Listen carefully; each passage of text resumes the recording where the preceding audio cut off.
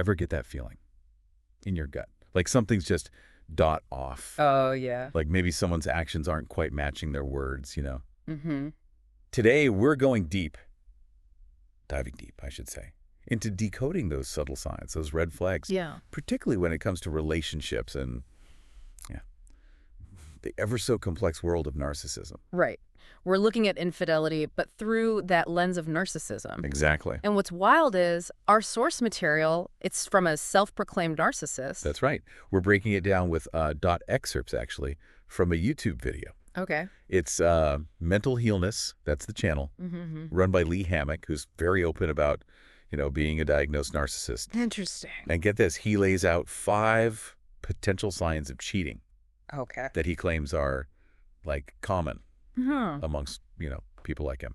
Fascinating. We're getting the inside scoop. Right. Like a peek behind the curtain. Why? Yes. The why. The thought process, the motivation behind it.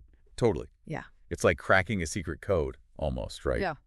So sign number 1 that Hammock talks about is, he calls it random love bombing. Okay. Now, I don't know about you, but at first glance, that almost sounds nice. It does, right? Right. Love bombing. It's got that positive. It does, initially. But here, not so much. We're talking about a narcissist who's trying to overcompensate for their own guilt, their own anxiety. After the fact. After they've engaged in the betrayal. Interesting. So it's not about the other person at all. Not really, no. It's their own baggage they're dealing with. Exactly, yeah. Hammock actually uses this phrase, love pop. Love pop. Like it's this fleeting burst of intense affection. Wow. To distract, to disarm. Sneaky. And you're saying this is like especially noticeable if it's different from their usual behavior. Yes. If it's a stark contrast, that's a big red flag. Okay, so sudden, out-of-character affection noted. Red flag number 1. But then, just to make things even more convoluted. Oh, it gets better. Oh, it gets so much better. Sign number 2, the complete opposite. What? Emotional withdrawal. Whoa. Okay, so understanding the mindset of a narcissist, that's crucial here. Right. Because by creating that distance, emotional distance, they're protecting themselves. Protecting themselves from the potential fallout. Smart. They're minimizing their own investment in the relationship. Almost like they've already checked out. He talks about this feeling, right? Yeah. Like when you're on the receiving end of that withdrawal. Yes. Where your intuition's just like, something's not right. Right. That little voice. Yes. That's your internal alarm system. Ding, ding, ding. Telling you, pay attention, trust your gut. We ignore those subtle signs sometimes. But in situations like this, so important. Okay, so we've gone from overwhelming affection. Right. To complete withdrawal. Whiplash. Talk about a roller coaster. Right. And it doesn't stop there. Oh, no. Sign number 3 that Hammock mentions is just bizarre. Okay, lay it on me. He calls them manufactured arguments. Manufactured? Seriously, do people actually pick fights on purpose? Well, in this case, a narcissist might, yeah. Why? They're creating a reason to justify their absence, an excuse to leave, maybe even meet up with someone else. So they're setting up an alibi. Exactly. Before they even need it. It's preemptive. And the example, oh my gosh, the example he gives. What is it? I'm still stuck on this one. Yeah. Handprints. Handprints. In a very specific location. Oh, no. Clearly planted as evidence. Oh, my goodness. Like, who thinks of this stuff? Right. It's like they're staging a play, creating this whole elaborate narrative. Right. To deflect. Totally. And it's not even just like physical evidence. Right. It's the argument itself. Yes. Later becomes the justification. Oh, yeah. Well, you were being unreasonable. You were being impossible. What did you expect me to do? Right. I had to get out of there. Exactly. Classic blame shifting. Ugh, the worst. It's never their fault, right? Never. Nope. Okay, so we've got love bombing. We've got withdrawal. We've got these like staged arguments. Buckle up. Oh, yeah. It gets wilder. It does. Sign number 4. Okay. Straight out of a psychological thriller. Ooh. They start accusing you of cheating. Wait, hold on. What? Turn Nope. the table. Projecting? This is psychological projection at its finest. Oh, my gosh. Okay? So messed up. It's a classic defense mechanism. Right. Where someone takes their own uncomfortable stuff. Yes. Their own undesirable traits, actions. Their baggage. And they put it on someone else. It's not me, it's you. Exactly. So classic. In this case, accusing you of the very thing that they're doing. Wow. Right. And it's all to deflect, right?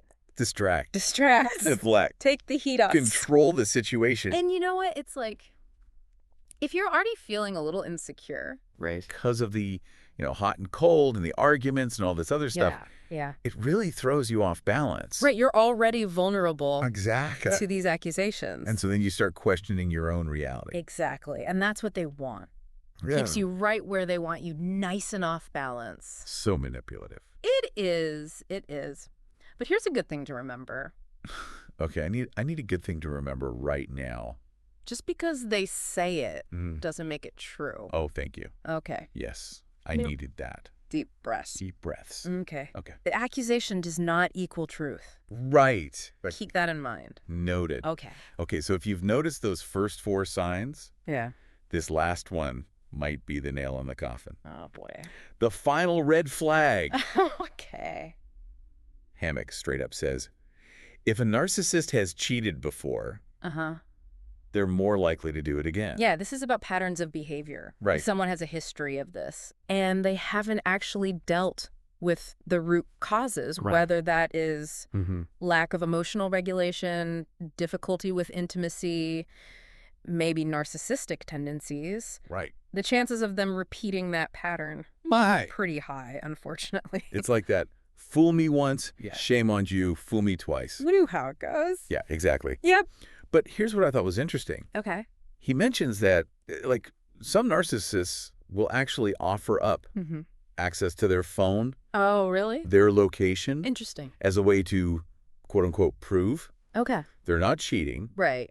but it's all a facade. Yeah. It's all for show. Creating that illusion of transparency when really behind the scenes. Different story. Different story. So they're offering this stuff up to Right. seem open and honest, but they're probably also finding ways to get around it. Of course they've thought about this. They've got it all figured out. They're always one step ahead. He even says, he's like, yeah, get a backup cheating phone. No way. What? A backup phone. The level of, thought and planning Commitment. that goes into this, it's kind of mind-blowing. It's impressive in a way. Right. It's kind of terrifying, honestly. You're right. When you think about Like the effort. the amount of effort Yeah, the lengths they go to. to keep up this, this double life. It's wild. It's wild. But I guess that's what makes it so fascinating, right? It's true. It's intriguing. We're talking about behavior that's, designed to be sneaky, Right. to be deceptive, Intentionally. which can make it so hard to actually see it happening. Absolutely. Like they're trying to solve a puzzle, but some of the pieces are, Trick pieces. Exactly. They're misleading. They're designed to throw you off. Ugh, the worst. But that's why we're talking about it. Right. Knowledge is power. So true. Okay, so someone's listening to this right now, Yeah. and they're like, oh my gosh, I'm seeing some of these signs. What do they do? And it feels like a very, very delicate situation. Need to navigate. Yeah, you're not wrong. Right? And the most important thing to remember, you can't jump to conclusions. Okay. This is not about pointing fingers saying, aha, I knew it. Right. These are red flags. Potential red flags. Exactly. No, not guarantees. Not every narcissist is unfaithful. All right. And not every time someone does one of these things does it mean they're cheating. Right. You got to look at the whole picture. So we don't want to send anyone into a tailspin No. over, One forgotten phone charger. yeah, one hug. Where Exactly. you're like, wait a minute. Right. Look for the pattern, Yeah. clusters of these signs. Right. Don't just focus on one thing. Got it. But if something feels off, Yeah. trust your gut. Always. Talk to your partner. Communication is key, right? Always, always, always. But I think this deep dive has really, really highlighted how important, I don't know, Self-awareness. yeah, Self-protection. yes, in relationships. Especially when there's those power dynamics. 100%. Understanding these behaviors, so empowering. Absolutely.